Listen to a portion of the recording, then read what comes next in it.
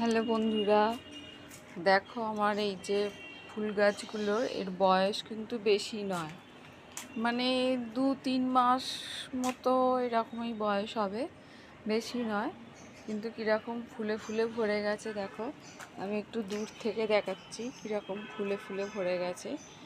কিন্তু এই ফুল গাছগুলোর যত্ন আমি করব, বসিয়েওছি আমি, কিন্তু এর ফুলগুলো নেবে প্রতিবেশীরা। আচ্ছা, আসলে ফুল গাছগুলো আমার, কিন্তু ফুলগুলো হচ্ছে প্রতিবেশীদের।